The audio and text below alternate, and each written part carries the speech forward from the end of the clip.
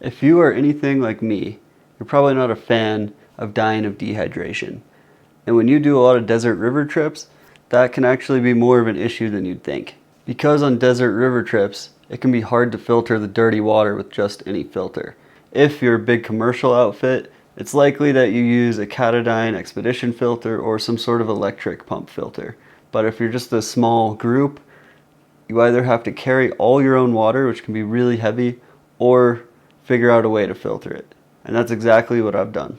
Welcome to the channel Droo. This is a Droo review. I am Droo, and today we're going to be looking at the LifeStraw Mission Gravity Filter. This is the second product we have reviewed from LifeStraw. The first one was the Go Personal Filter Water Bottle. I will put the link in the cards in one of these two sides so you can check it out if you'd like. So the Mission is a gravity filter. And if you don't know what that's all about, then you're probably not a backpacker, because they're super common in the backpacking world.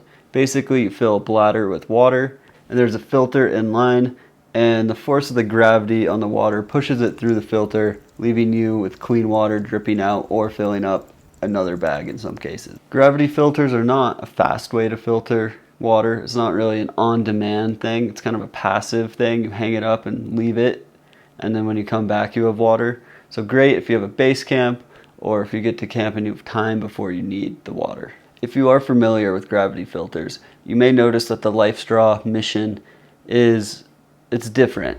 It's a lot bigger, and it has all these appendages hanging off. There's two valves, one for clean water, one for dirty water, and then there's a red bulb. The red bulb is why I love this filter. The red bulb is called the backwash bulb, and what it allows you to do is clean the filter while it's hanging. This ability to clean is critical for my use case because I'm often in dirty water. If you had a filter that you were unable to clean, it would probably end up getting clogged and being unusable in a matter of days. Cleaning the filter is really simple. It has the instructions actually printed on the bag with pictures.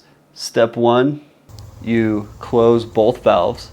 Step 2, you squeeze the red bulb and then let it fill back up with water. And you do that 3 times.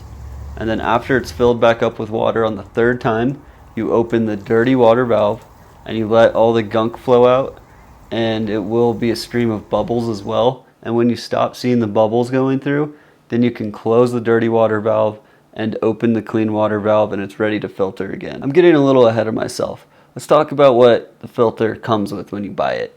It hovers right around $100, give or take a few depending on the retailer. But you get the filter, the hose, the bag, then you get a bag to put it all in, and you also get a few patches for the bag in case it rips, and then there's a little screen in the bottom of the bag that kind of acts as a primary filter for bigger stuff, and you get some replacements for that, and then you also get an adjustable strap. Now the adjustable strap I think isn't that useful because I use cam straps. They're way easier to change the height that you're hanging it from, and I never even bother with the included strap, but I guess it's a good thing to have if you don't have any cam strap. I've already talked about the backwash bulb, but I also like the valves themselves because sometimes I like to open the dirty water valve and it's got a fair amount of flow coming through, and you can use that just to rinse off your hands or get something wet that's not critical to be filtered. Also, the valve on the clean water side is really nice because if you're filtering a bunch of water and you fill up your container, you can just turn it off and then use the water as necessary, and then when you're ready you just put the container back and turn the valve back open. The hose that runs up from the filter to the bag is just like a clear vinyl tube or something. I have had a few issues with that. There's little plastic clips that kind of hold it in place where it's supposed to be. One of those failed and I was unable to get it back open. Thankfully I just used a zip tie and that's been bomber, so not a huge issue.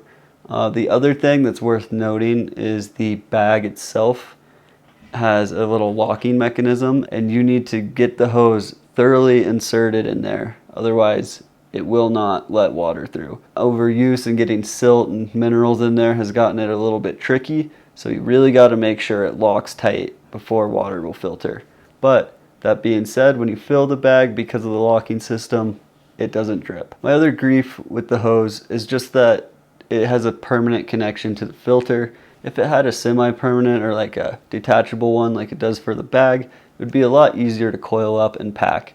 The way I have to do it now, because it's so long, when you coil it, it usually ends up getting kinked. I'm worried it's just gonna wear a hole in it one day, in which case I'll cut it and put a zip tie on, but I'd rather just have it be able to come off. And then when it comes to actually hanging the hose, the bag closes with these little plastic snaps, and then there's also plastic D-rings. I've never had an issue with this, but because the bag is 12 liters, that is really quite heavy, and it worries me a little bit that it's gonna break under the weight.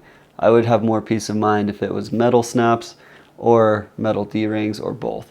But not a huge deal, and I haven't had an issue with it yet, but it just worries me a little bit. When most people use a system like this, they hang it on a tree branch, but when you're in the desert, like I often am, there's not always trees around to hang it on. So on river trips, we've adapted a new system where we put 3 oars together like a large tripod, and then we strap it together, and then we hang the filter off of that. So far, that has worked super well, and I would recommend it for any other river runners, and you have the flexibility of putting it wherever you want. So now that we've discussed the basic functionality of the filter and the features, let's talk about why I personally chose it.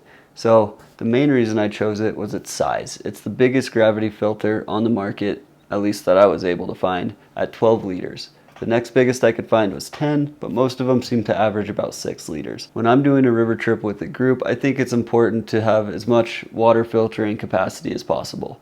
So that's why I got the 12. Of course, I also got it for the cleanability, and that has proved to be such an important feature, and actually to me is more important than the size of it. The size is just a nice bonus. For my use case on the river, this is the perfect filter. If I were to have bigger trips with more people, I would probably try and get a bigger, more robust filter that's more immediate, like a pump filter. But they're very expensive, and I think my use case, doing a few river trips a year with only a couple people, does not justify getting something like that. Also, if I were to get a different drip filter, I really do not have confidence that it would work on slightly silty, sedimenty water. I think the filter would clog and you'd be screwed. So honestly, I can't think of a better filter for my use case doing desert river trips. Now that being said, this is probably not a filter you want to get if you're backpacking. I could see it for car camping. It's just a little bulky, a little cumbersome, and unless you know you're backpacking somewhere with dirty water, it's probably not right for you. Anyways, thank you for watching. Just a reminder, there's only a couple days left to win the YETI Brick.